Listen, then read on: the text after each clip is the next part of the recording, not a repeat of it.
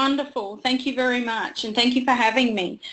So as you said, I've spent the last 10 years helping people position and market themselves, whether it be in their own businesses or for their careers. So I'm really excited to be able to share this presentation with you. It's 10 o'clock at night here in Australia, so I think you're well into your working day there. So I say that I'm a little bit like a can opener, and when I'm working with people, I say that, you know, they've got all this amazing abilities and tasks that they can do to help people, and I find that when I'm working with people, they find it a little bit difficult to sell themselves.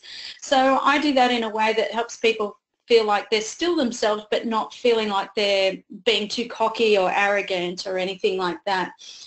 So for example, you know, at the moment I'm working with an engineering company, and for these guys, their customers stay with that business because they are experts in their field. They might not necessarily be sales people or have sales in their title, but the branding and the positioning and the expertise that those people have are the reason why customers go there, and they're the reason why customers stay.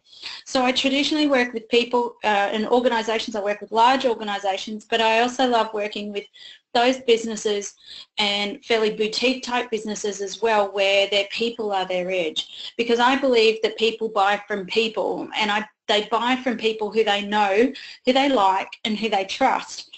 So, and I think if we can do that, then we all get to work with the people that we like, and we get to do it the way that we like, and we all get to go on and make the difference on the planet that we're all here to make. So tonight I'm going to be talking about unleashing brand you, and I'm going to be talking a bit about personal branding and a little bit about LinkedIn, which is where I spend most of my time. And when I think about personal branding, I think about this guy, and this guy's name is Bruce. And hopefully you can see his face there. He's a really lovely gentleman. And I do a lot of travel as part of my job. And for those who are online, I'm not sure how much travel you do, but if you're away a lot, you know that feeling, how nice it is to get off the plane and come home. So I spend most of my days in other cities other than where I live, and a lot of travel. And when I get off the plane, Bruce is the driver who comes and picks me up and takes me home. And Bruce he's semi-retired, and he's actually a pilot by trade. And what he does is that he flies planes out in Western Australia. So he flies out into the outback, and in Australia you've probably seen a countryside that looks a bit like this. And he flies his plane for a charity called Angel Flight. And Angel Flight provide flights for children who require non-emergency care, and that's for children who have things like leukemia and need cancer treatment and things like that. Now, the government don't provide funding for this charity, so they rely completely on donations, and the pilots who fly the planes use their own planes and pay for their own fuel.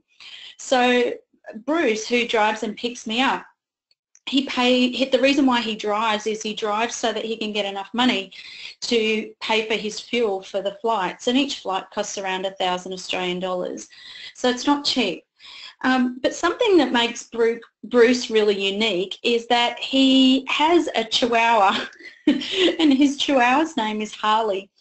And what he does is he dresses Harley up and dresses her up in a little nurse's uniform, and it's very much like this, and puts her on the plane. And so the children who are going to get cancer treatment and all these really a very difficult time in their lives for them and their families, Bruce has created an experience on his plane so that the kids, when they get on the plane, they're off to go and get some pretty traumatic experience, but when they get on the plane they're so excited because they get to see Harley. So he's created this wonderful experience with Harley that creates a wonderful experience for the kids, even at one of the most difficult times in their lives. And so as I said, I believe that people buy from people, and when I'm working with people, I believe that they have more in them than what they give themselves credit for. And so when I'm working with clients, I'm looking for, and if you walk away tonight or today thinking, I wonder what my Harley is, I wonder what I can do, because you've got something in you that will create really powerful connection that's part of your personal brand. And that's what keeps people connected to you and people buying from you and your businesses, particularly when your people are your edge. And I think we're in this age of incredible disruption. You know, if you look at some of the industries like, you know, Airbnb for an example. So with Airbnb, you've got a company that has no hotels, yet they're selling and renting places to stay in over 190 countries, and you can do this all around the world. And then you look at something, say, like Pop Expert.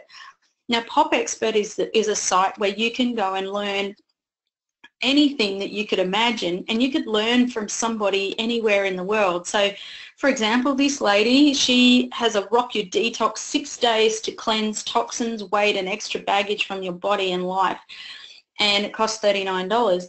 So I can go and learn anything. If you want to learn salsa dancing from a salsa dancing expert in Barcelona, you can do that as well. And then if you look at a site like lynda.com, you know, this whole just-in-time learning where people can, lynda.com was acquired by LinkedIn last year, and it's a whole bunch of skills. You know, if I want to go and learn something like pivot tables in Excel, I can just jump on lynda.com and I can just learn that little bit. You know, I don't necessarily have to go to a whole course on Microsoft Excel. I can just learn that bit. So, and then if you look at something like Dustin Hoffman, you know, Dustin Hoffman is an expert in acting, and I can jump online and I can go on the Dustin Hoffman masterclass and I can learn for $90 US. I can take a course and learn acting from Dustin Hoffman. So technology has created the access to all this expertise all over the world. If I wanted to get admin support, I can jump on, you know, virtual assistant sites in the Philippines or anywhere, and so it's created a lot of competition in our local markets. And so for those businesses who are operating in local markets where they're providing a premium product, you're having to compete against some of these things because of the access to technology. And then if you look at, by 2020, 50% of the workforce will be self-employed. So people are starting to build what are called portfolio careers. And so I often work with clients who perhaps have a full-time job, but maybe they do something outside of work. So how did I start doing this? So my background was working, it was a marketing degree, and then I went into working in people development and leadership development. And most of my work was helping people progress their careers and help them be prepared for executive roles in the next sort of 5 to 10 years. But in 2012 here in Australia, in the state that I live in, around 17,000 people were made redundant from government jobs. And what that meant was a lot of those didn't necessarily have other jobs to go to. So I, as part of my role, my job was to help them set up their own businesses.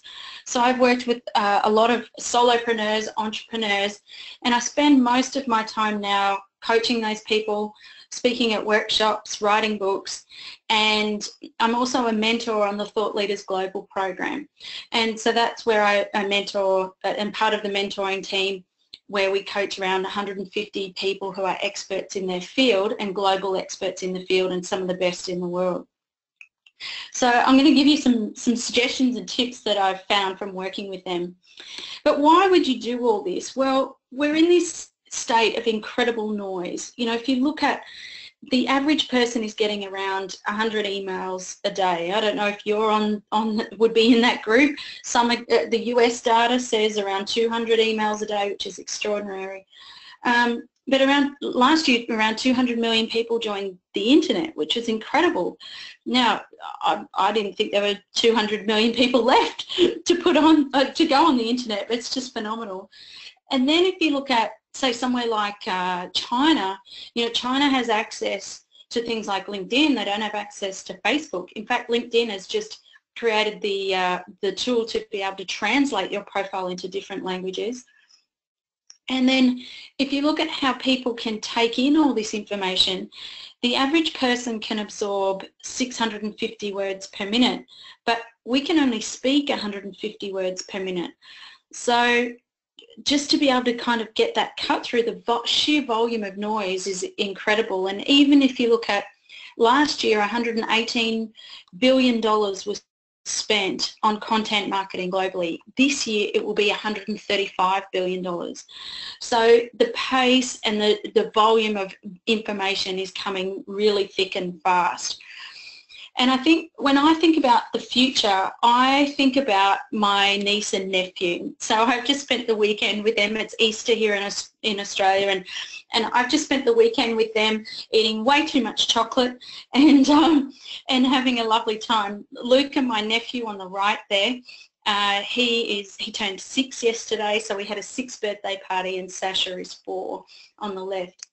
And when I think about them in the future, I think about what are going to be the opportunities and how is the world going to change, and what are they going to do to prepare for that, and what is my responsibility as their aunt to support them.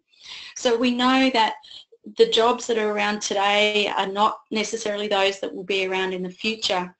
And even, so something that I bought for them when they were very young, or when they were first born, was I bought their domain names, so theirname.com. And for most of my clients and people I work with, I do set up a lot of yourname.com businesses, particularly because of the cut through and the connection it creates when trying to connect with an audience. And if you look at, I look at the Future of Work report. This Future Skills report was developed, and it's the Future Work Skills 2020 report. And it was developed by the Institute for the Future, which is a conglomerate of universities, research institutes, and the like in the US. And I think that out of they've identified there are 10 key skills that have been identified for the future. And there are also, if you look, there are these drivers, which is the rise of smart machines and systems, extreme longevity, new media ecology, and those. So there are a few drivers. I would suggest, if you're thinking about your business for your future and the skills that you're needing, I would suggest having a look at this report. And there are 10 key skills, and you can see them here across sense-making, transdisciplinary, novel and adaptive thinking, and the like. So, but I think when it comes to personal branding and the way that I see this skill set really fitting for the future, I think there are 3 of these future work skills that personal branding and LinkedIn in particular address. And I think the first one is sense making. And sense making is making meaning of experiences. The second one is social intelligence. And social intelligence is understanding how social networks work and how they grow businesses. And the third one is new media literacy. And new media literacy is about cut through. It's about creating information or sharing information and educating others in a way that connects, engages and inspires, as opposed to just becoming sheer volumes of noise. So I think these are not just challenges for the future, but when I work with clients, I reckon probably the toughest job at the moment is probably a career counsellor. And in fact, I am still accredited as a career counsellor, but I found most of my time was spent helping people actually understanding entrepreneurship and the future of skills, future of work, as opposed to a job for life. And if you're looking at what are the skills my business needs, it's these. If you're a leader, these are the skills that you really need to consider as part of your skill set for the future. And how do you bring all that into your personal brand? Well, I think when it comes back to your personal brand is really about how do you connect and stand out from the crowd, because otherwise I think you end up being a bit like toothpaste on the supermarket shelf, where you everybody kind of looks the same and you're not really sure, if you imagine you're shopping and you look at all the different toothpaste, you think, oh, well, I'm not sure which one to buy, so I'll just buy the one that's on special. So what happens is if we don't position and brand ourselves like we are a business, we become commoditized. we look the same as everybody else, and it means that our customers cannot see the value that we bring, so we end up competing on price. If you're a service provider, it's price, and if you're a business, it's price. If you're a leader in an organisation, it means that you become commoditized or overlooked for opportunities, or it means that your influence is impacted. So having said that though, I think we've also got this other challenge around how do I stand out but at the same time not look like I'm chest beating or like I'm trying to look like a know-all. And we have this term in Australia, I do come across it a bit in the United Kingdom as well, where we call it the tall poppy. It's not cool to stand out, it's not cool to say, you know, look at me, I'm so good, or anything like that. So culturally, I found, particularly in Australia, we have to do this fairly subtly. If you look at, say, something like the US, I find when working with American clients, they tend to do this a little bit more easily. But there are cultures globally that this is not accepted, and so it has to be done in a subtle way, and it has to be done in a way that connects to a customer and their needs, as opposed to it being all about you. And I think that's one of the misconceptions about personal branding, is that once I work with clients, they start to realize that actually it's the intersection between the customer and you. It's not all about you. So I think a good way to probably think about the practical application of this and why would this really matter. I think it's important to think about how customers or opportunities come your way. And when I think about this, I think about, if you think about a customer, in your case, you might be thinking about, you've got someone out there who knows you. So if you think about a customer, a client, or an opportunity that's coming your way, there's someone out there who knows you, and versus that customer out there who needs your help, they might not know you. So two ends of the spectrum, they know someone who can help them versus they don't know someone who can help them. And then on the other end of the scale, you've got somebody who knows what they want versus somebody who doesn't know what they want. So you've got people out there who are, this is around conscious awareness. So conscious awareness being, you know, I know that I would be looking for some help with something versus I don't think I know, or I know what I want versus I don't know what I want. So first of all, if you think about, I've got a customer out there who doesn't know someone who can help them, but they know what they want, the first thing they're going to do is, they're going to either ask around their network or they're going to do a Google search. Now, if you're the type of person who you know a lot of people, then you might get a lot of referrals through word of mouth, and that's great. The other part is search. So there are people out there who might not be as well connected, in which case they will do a Google search. Now, interestingly enough, and you might not be aware of this, but LinkedIn is a search engine. So it means that when people are trying to find someone like you, those keywords in your profile will mean your profile will turn up in those search results. So just bear in mind that people will either ask around or they'll do a search, depending on if they know people or not. So the second quadrant is where you've got customers that know you and they know what they're after. And vice versa, you probably know what they're after.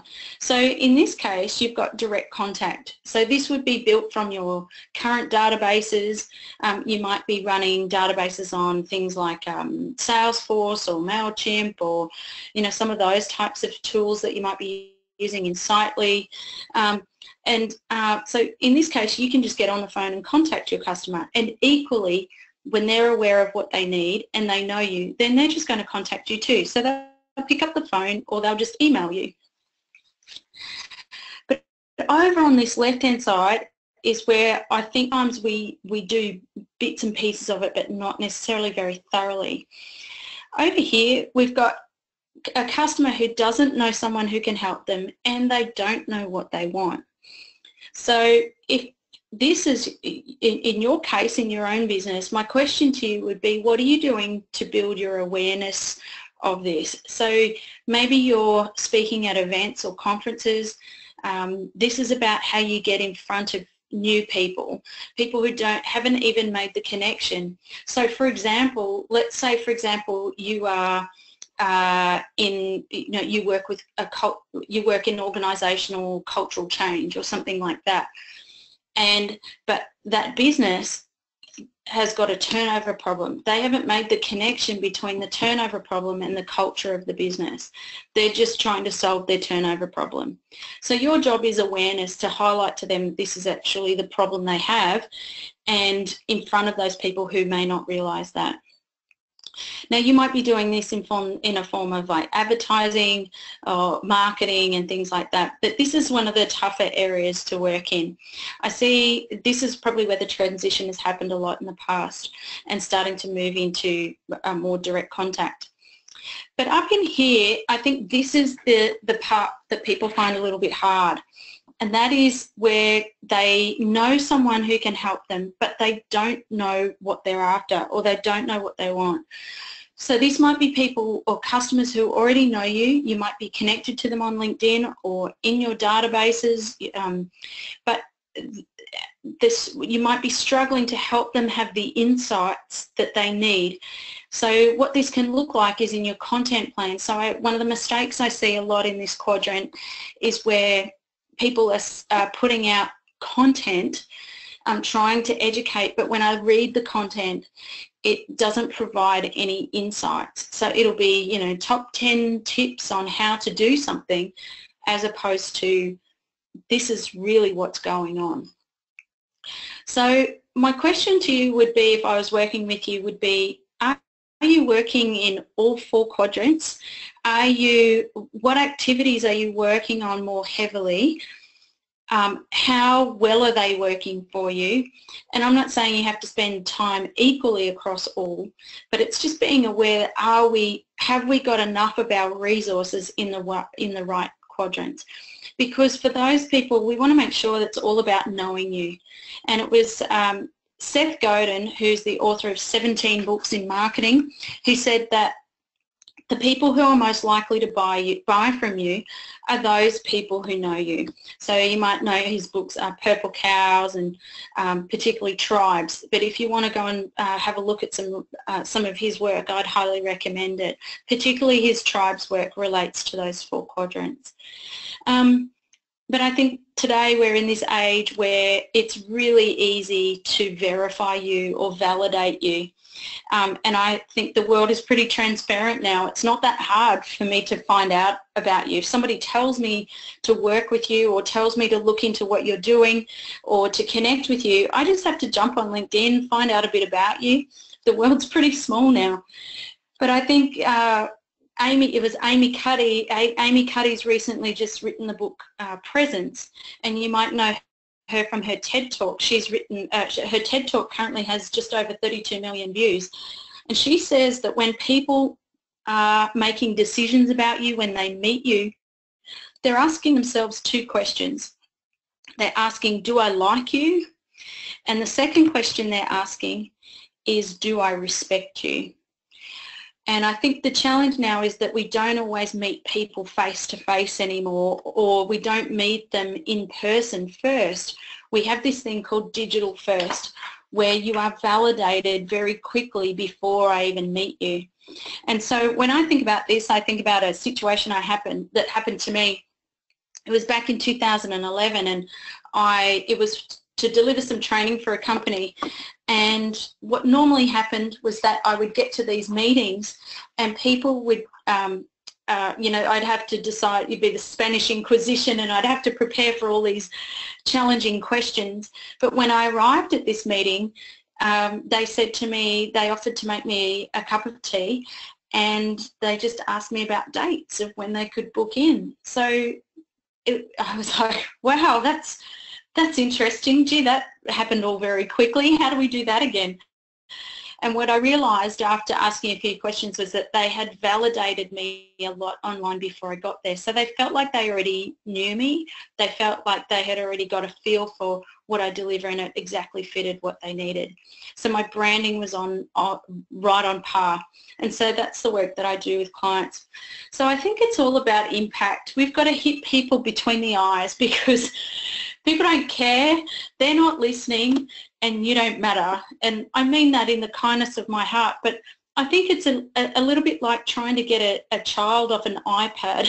You know, Sasha and Luca, they find it so easy to play on an iPad, it's just extraordinary. But trying to get their attention while they're on an iPad is very hard. And I think it's the same with our markets when we're trying to either grow our businesses or grow our personal brand and positioning, particularly for a leader or a service provider. And so what happens is we end up pigeonholed. We end up pigeonholed into a category where people believe that we are something that we might not necessarily be.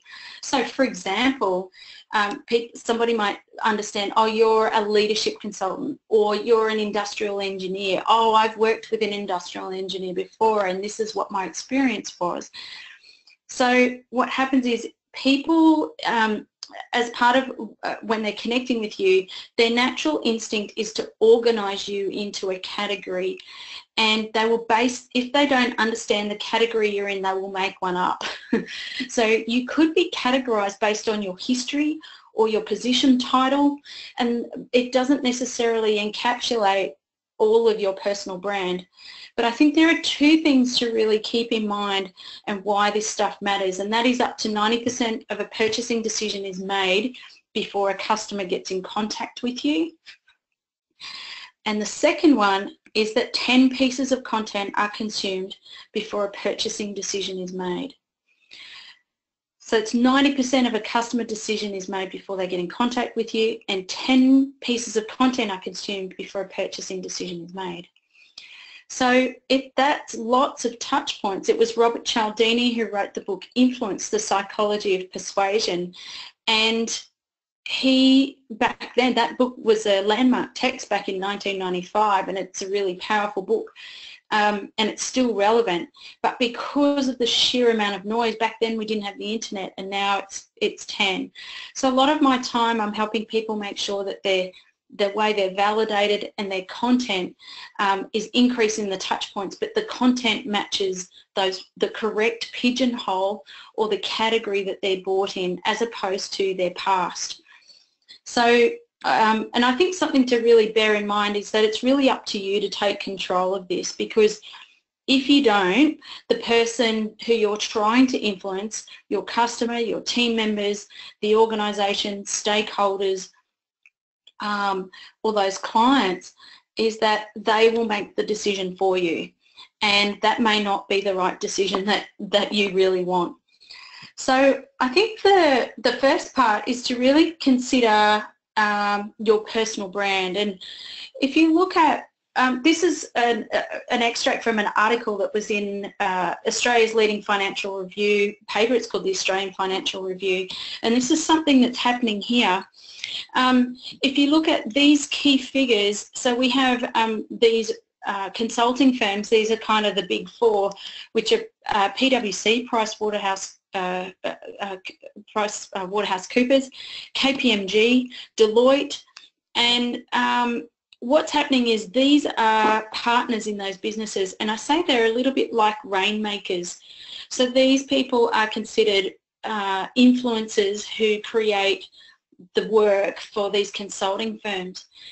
And in this article, particularly Deloitte, where Ian Harper is, his expertise is in competition and policy review there, you can see him down the bottom right-hand corner.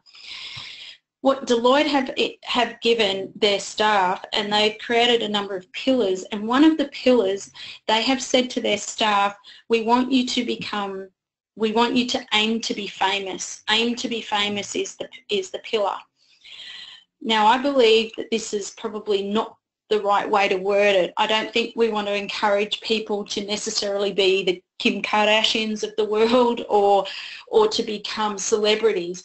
I think that it's a key focus to remember to be professionally famous and ensure that you want to be known for what you want to be known for. Because the old sales models have really changed. You know, if you look at how it used to work, which was a bit like this, which is a bit like the sale I mentioned previously, is that the old sales model was around those cold calling, sales demonstrations and qualifying leads, whereas the new sales process is understanding that social intelligence and social networks, knowing how to educate an audience. And you might think, I'm not in the education field, or our business isn't in the education field, but for you to provide the customer your insights, you have to be able to educate them. And also then, how do you engage them? And engage them is not necessarily posts on LinkedIn or Facebook and getting likes and comments or anything like that. It's about how do you move these customers through the funnel. And it was Tom Peters who was the first person to coin the term personal brand. It was back in 1997, and he wrote the article for Fast Company magazine, and he said, your personal brand is your promise to the marketplace and to the world. And it was Jeff Bezos, the CEO of Amazon, who said, your personal brand is what people say about you when you're not in the room. And I reckon that's pretty right. I reckon it's about what people say about you and how people understand you. And if it's off, then you're not going to have those opportunities come your way. So I thought I might give you an example of someone who I see doing this quite well here locally. This lady, her name is Cassandra Braun, and she's a lawyer here in Brisbane, and she was a junior lawyer. And junior lawyers, for some of them, the challenge is being able to stand out without looking like they're trying to attract too much attention to themselves or overstep the mark. But Cassandra's done a fantastic job of this. She is a lawyer. She's put in her Twitter account, lawyer, blonde, dragon, blogger. She's right into sports. She plays women's soccer. And she has a few hashtags there, which is life of a lawyer, career girls, and power women. Now, Cassandra, she's really put herself or positioned herself into ways to be able to be an inspirer in her industry. And as a result, she gets headhunted regularly. She has she has progressed her career very quickly, and she is in hot demand. So, and it's purely because she's in service of her industry. She's in service of others, and you can see, even if you look at her picture, you can see her picture over here on the left-hand side, and it shows her speaking. The branding on her banner at the top shows her on a panel. So it's quite clear that she is a communicator and an influencer in the industry, and it's true. So even though she's put the pictures up there, she has definitely been an influencer and inspirer in her industry. So I think when you think about your profile, it's about really looking at it as if it's a mirror. You know, your clients, your customers, when they're looking at you and validating you, they're looking at, they're really looking at, can I see me in you? And so your personal brand is actually even more about your customer and less about you. They're looking for, what are the services that you offer? How do I know you're any good? What is your social proof? Can I see your testimonials and the people who have written the testimonials? Are they in jobs like me? And so every touch point or every piece of content, whether I go to your website, whether I go to your LinkedIn, whether I talk to people about you, is that all consistent? And can I hear me in what is being said? And when I think about branding, I often think about, you know, I wonder, if I put this person's face, so I've got Richard Branson, and if I put his face in front of you, then what would you say? And equally, someone like Kim Kardashian, if I put her face up, what word would come to mind? And then, you know, Mother Teresa, what word comes to mind if I put her face and asked you what word comes to mind?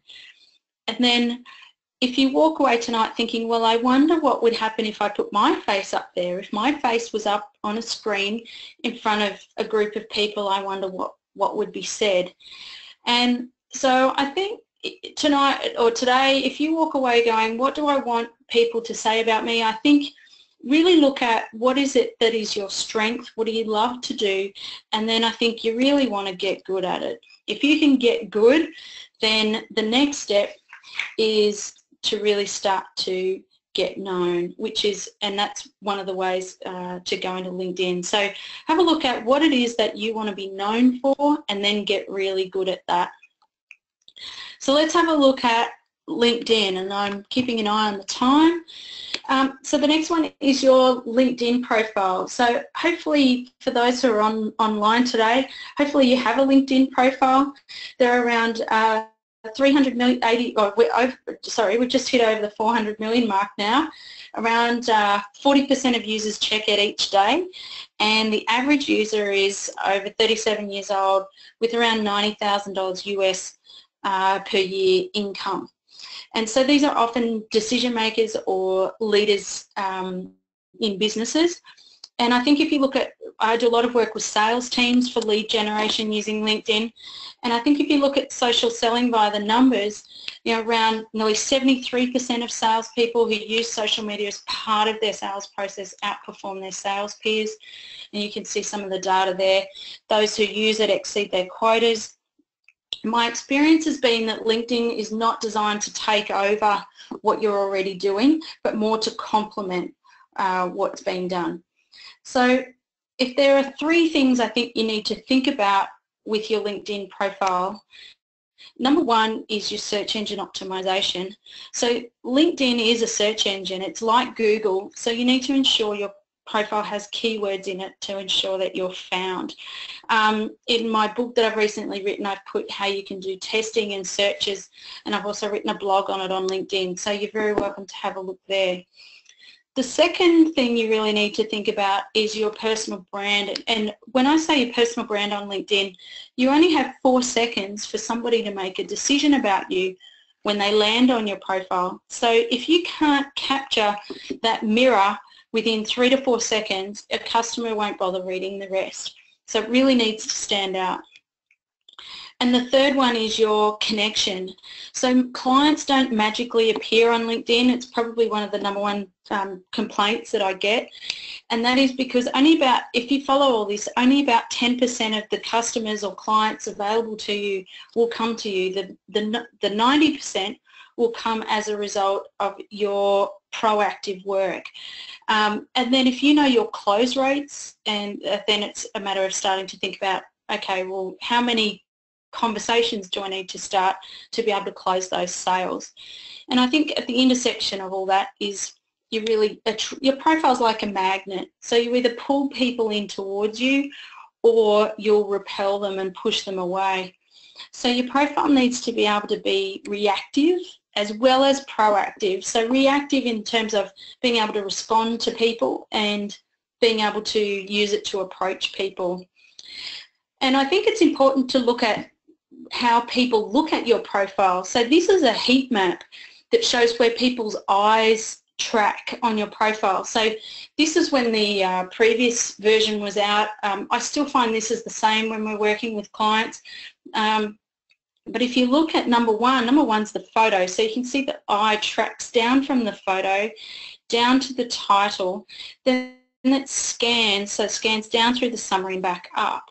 So all this happens in the space of 3 to 4 seconds. So people need to be able to scan your profile very quickly, but your number 1, you can see the heat there around number 1 being your photo. And I think your LinkedIn profile is a little bit like TripAdvisor. I don't know if you've been on TripAdvisor before, but you know, you see that websites that have all the beautiful glossy photos, and then you kind of go to TripAdvisor and you can see, you know, the taps that have got mold on them or something like that. It's kind of like you get the real version. We find a lot of clients, particularly if they're putting in tenders and things like that for large pieces of work, the team members that are putting in on those tenders, their LinkedIn profiles are often being validated as part of the process. So I think if you think about your profile, do you validate well? Would your personal page be the same as your LinkedIn page, and what would people say about you if I checked you out?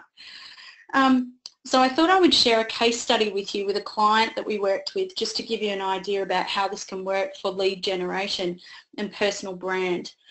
So if you look at, this is a lady called Rachel Burke. She has a training business called Sales Space, and she is an expert in sales and sales training. And Rachel's problem was that she said to me when I worked with her, she said, my problem is that I'm a great salesperson, but I'm not good at marketing. And that's often the case for salespeople. She just said, if you can give me more people, I can do the rest. And so that was the brief. So when I first started working with Rachel, you can see, hopefully you can see this slide okay, but her profile views were very low. She had around 2 views per week. This was where the intervention happened in June 7. This happened last year. And then you can see this intervention happened back here, June 7, and then over a period of 3 months, you can see the tracking started to go up. This blue data here running along here tells us the amount of engagement, and as in people connecting with her and people taking action. So the difference in her profile after that time was, if you look at her views from the 1st of June, it was around 44 per post. So it started to really get heavily into her content plan and get her positioning right. Right through to the 24th of July, she had around 4,000 views, 539 likes on her post, and you can see the increase in data and posts. But all this doesn't matter unless it creates sales, right? So by the end of that quarter, Rachel's sales had increased 66% that quarter alone. So it's important to really consider the metrics. This is the back end of my profile. You really want to look at the metrics of your profile, because, and if you want to jump on my LinkedIn page, you'll see that I've written some stuff about metrics and the metrics that matter, and that will get you the results. So you really need to consider, I think, pimp your profile. Just make sure it really sings to your customer, and that your positioning and branding reflects where you're trying to go, as opposed to your profile being written like an obituary and a resume. It's a marketing document. It's not a resume. So if you would like to, I'm going to answer some questions in a moment, but I think if you're wanting to find out more about what I do, these are the books I've written on impact, which is personal branding, Connect, which is the LinkedIn book, and the other communications books I've written. You are very welcome. I've put together a bit of a pack for those people who are online and would like a bit more. I've put together the first 3 chapters of Impact, so if you would like these things, just send me an email at support@Jane Anderson and I can send these through. The first 3 chapters of Connect book, which is the LinkedIn book I've written. 45 tips on brand you, and I can send those out to you. I've got the video on thought leadership that I've put together, and I can send that out to you as well. And I've also got my podcast. So the podcast has been voted #1 in iTunes in the past, and so I can send you that as well. So if you would like those things, just drop an email to me at support@, and of course you're very welcome to connect with me on LinkedIn as well. So I'm just going to pause there and have a look at some questions that are coming through, so that I can make sure that I can answer them for you. So if you'd like to post your question, you can either put your questions in the question box, or you can raise your hand by clicking on the hand icon, which is available on your webinar console. Well, thank you very much, Ms. Anderson, for helping me to moderate the question and answers by convincing how to actually participate in this question and answer session. So folks, as Ms. Anderson said, you can put it in the question box, or you could raise your hand by clicking on the hand icon, which is available on your webinar console. So let me go straight to the question box. We have a couple of questions already posted. The first one from Brother Mahmoud Al-Jahwari. The question is, hi Anderson, thanks for the show. Do you advise that a man should forward the task of LinkedIn profile writing to a professional writer? Or do you know any one of them, please? Oh, do I know a professional LinkedIn writer? Yeah, I mean, should we pass on? Yes. The question is, do you advise that we should pass on this task to a professional writer? And if you know anyone, can you recommend? Yes, that's what we do. So we write profiles, so you're very welcome to connect with me. I'm happy to send you some information. I think what I would say is, even if you don't go with us, it's fine. But I think what you want to do is ask the question. I see a lot of people who get profiles written and we have to fix them. I think what you want to ask the person who is writing the profile is you want to find out, do they do the search engine optimization for you? Because a lot of people write profiles that look really nice, but they're not necessarily functional. So you want to find out, do they do the search engine optimization? Will they test it for you? And can they show you a before and an after when the profile is written, so you can see where your profile has turned up in search results as a result of the profile being written?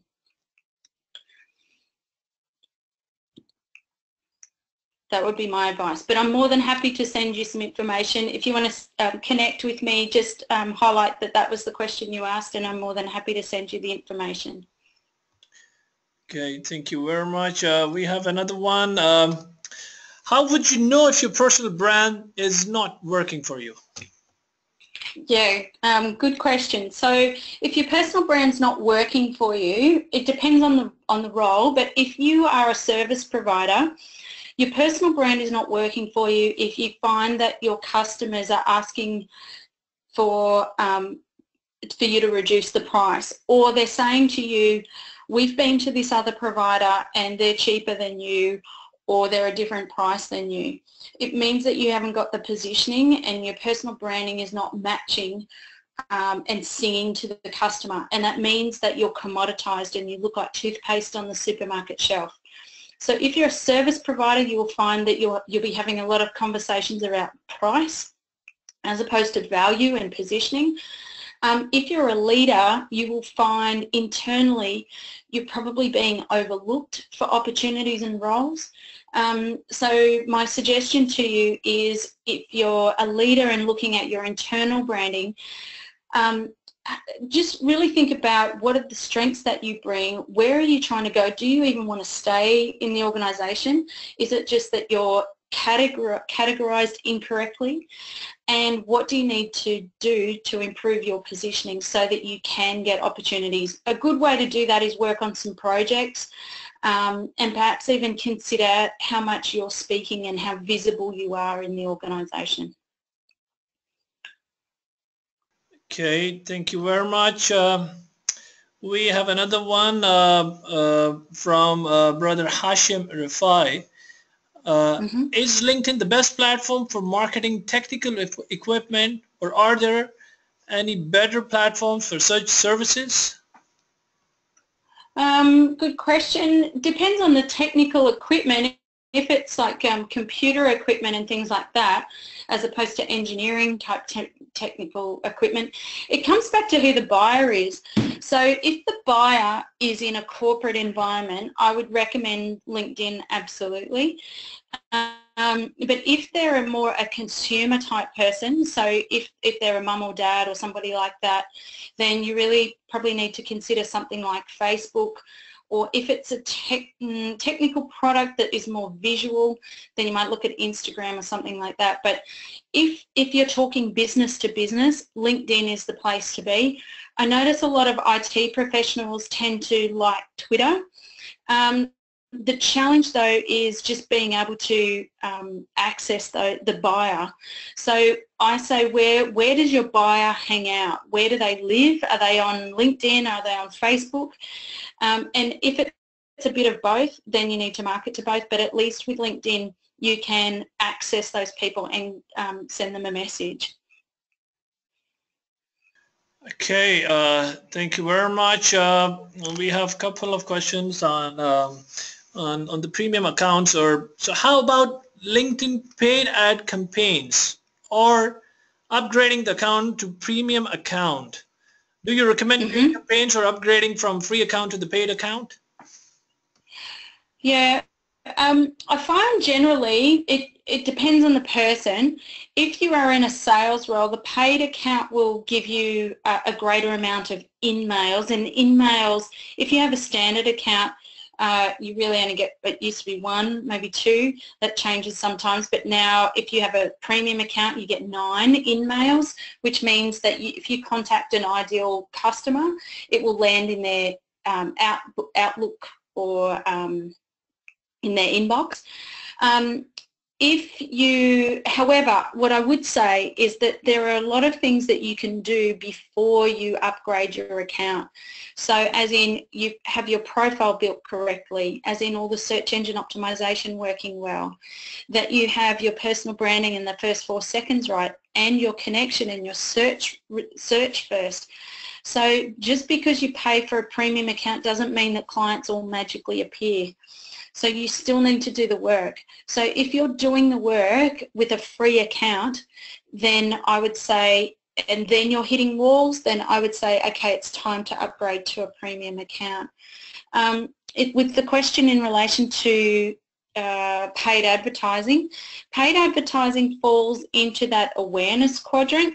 So I think that my experience has been we tend to do more targeted approaches to individuals who could be identified as those people who need your help first. If people don't have necessarily high budget, LinkedIn is expensive to advertise on, and I certainly don't advocate it for everybody. There's plenty of clients that I see that come to me for LinkedIn and I say to them it's not worth your time and suggest a different platform. We purely just do LinkedIn and nothing else. But I would say that the paid advertising can be an expensive option if you haven't done the other work first. Okay, thank you very much. We have another one. How best we can utilize the Pulse platform to write regular blog posts? How can we ensure that our posts are widely read? Okay, so a few comments on Pulse. So with your posts, remember that only 1% of people on LinkedIn write them. So that's the first thing I think is really important. So even if you are simply writing, you're off to a great start.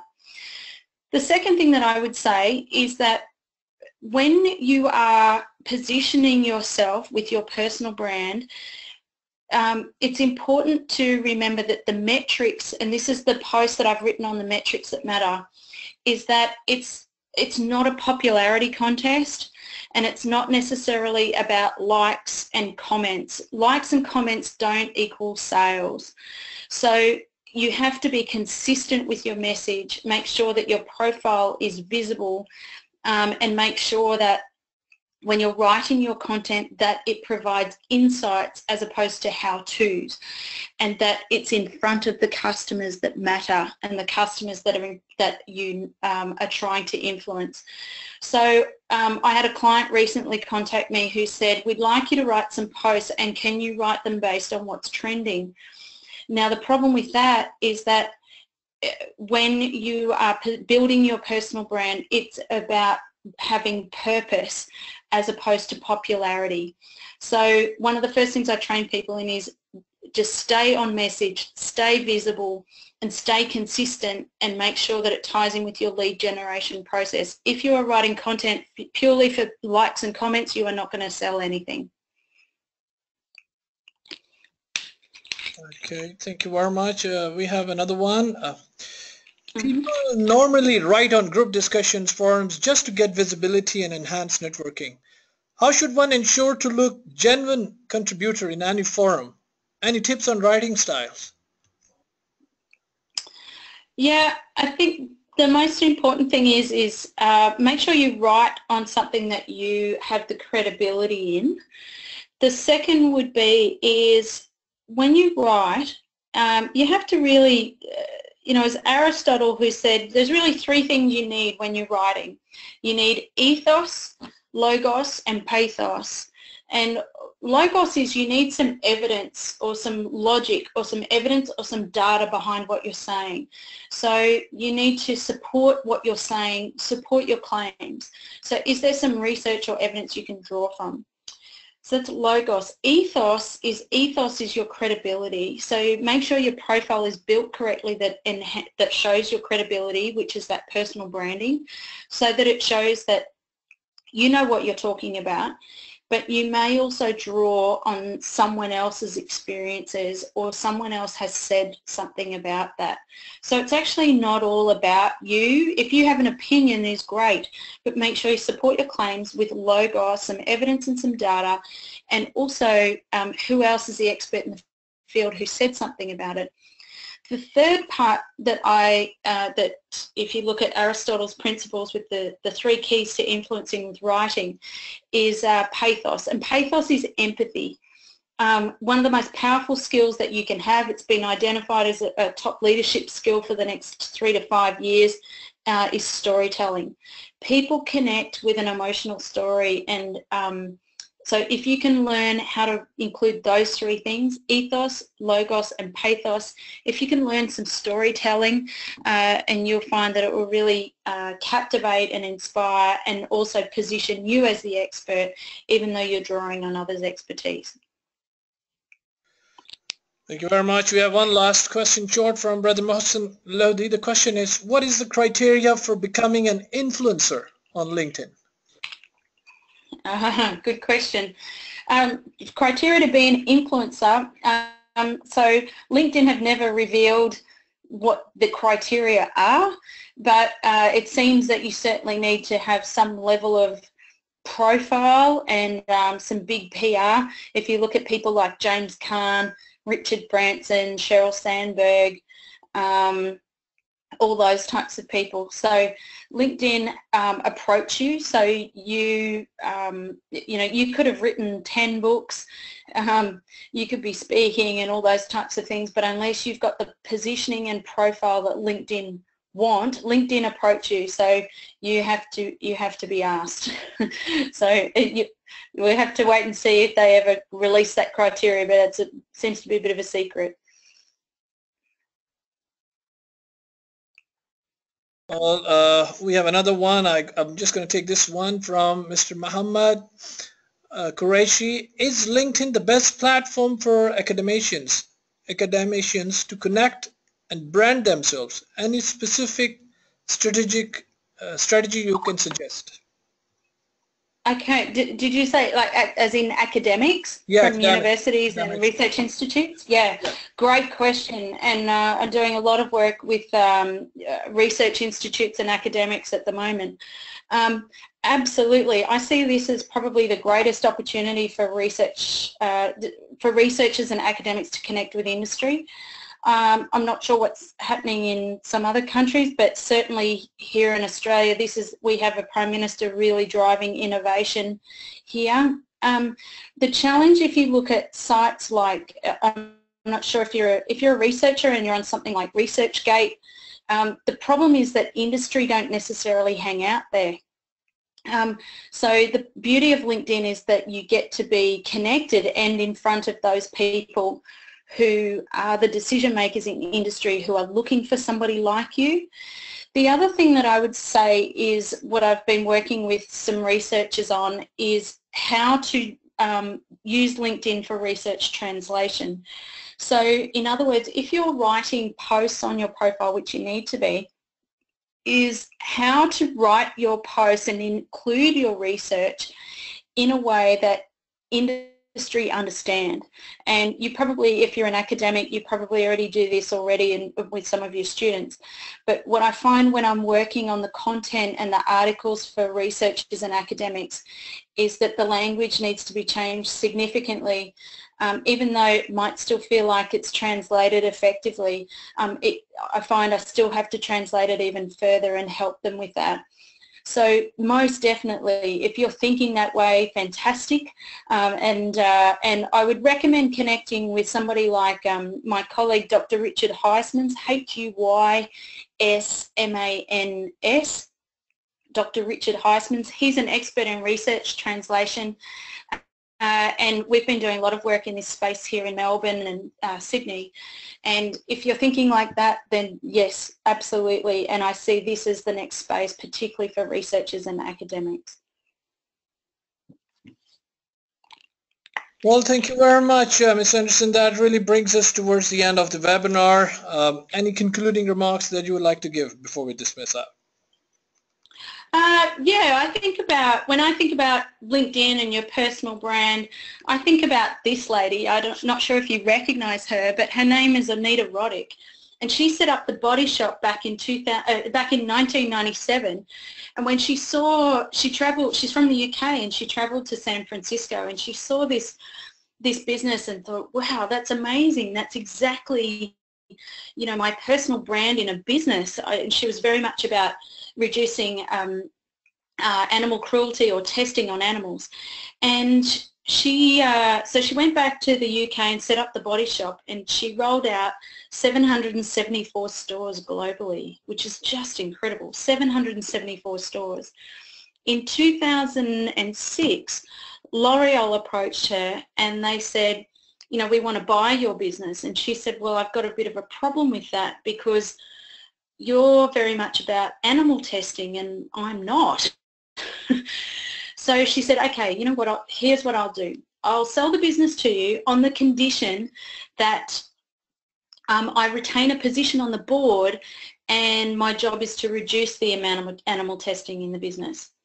So she sold that business for £536 million. Now that's a lot of body butter, isn't it? But the following year in 2007 she passed away, and she died with £51 million to her name. So she'd given most of her money away to animal charities.